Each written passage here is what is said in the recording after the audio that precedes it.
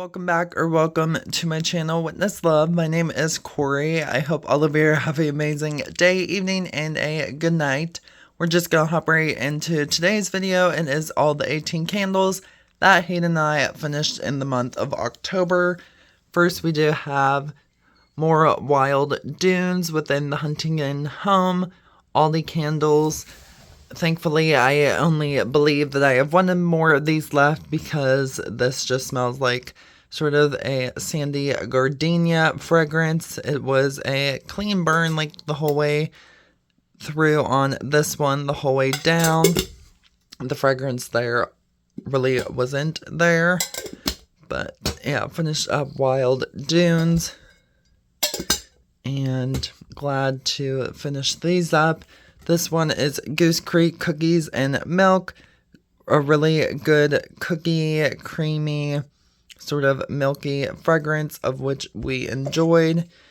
And this was sort of a clean burn the whole way down. I love anything cookie fragrances, and this one might top within some of the Bath & Body Works fragrances that they have in that category. Sugar Palm, this is just a light sugary, sort of fresh fragrance, nothing really exciting. I did stop burning at those since like the wicks sort of were separating, and I just don't have time for that when it comes to candles. Within this one here, Hayden got me this nice pumpkin waffles soy blend scented candle. This one from Dollar General, and it is sort of a dupe for pumpkin pecan waffles. And for some reason it was not like burning right from the start, and I just figured to throw in the candle cock to get all the fragrance within it being in there. So that's why like all the wax is sort of filled to the top still, and the wicks have melted in within the wax. Onto some single wicks.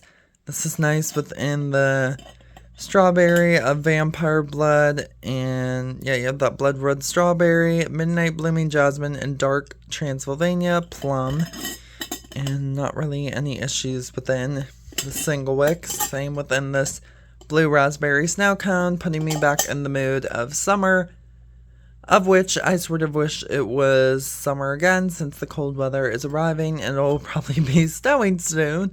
But this one was nice, and you have notes of blue raspberry syrup, hint of cherry, and scoop of shaved ice.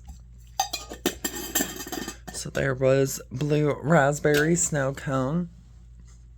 Onto another Aldi candle, Apple Harvest. This just smells like classic flannel from Bath & Body Works, and the packaging is somewhat similar.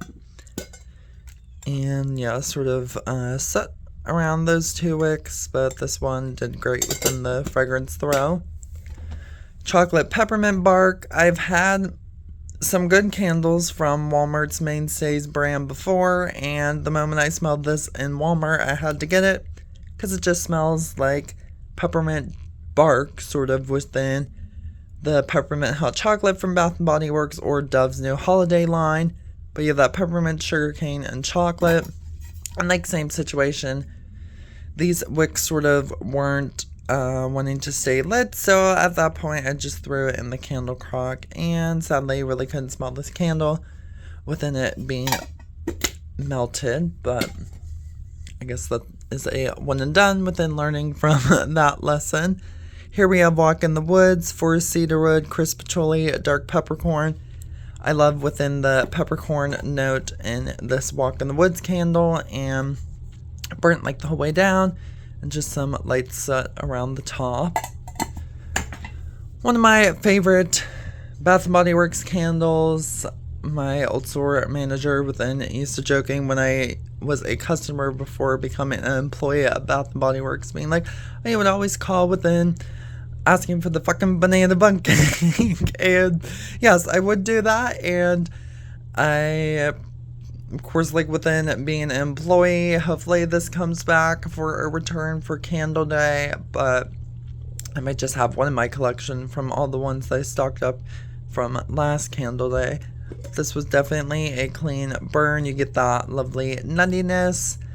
and that banana, and yeah, like a hint of cinnamon.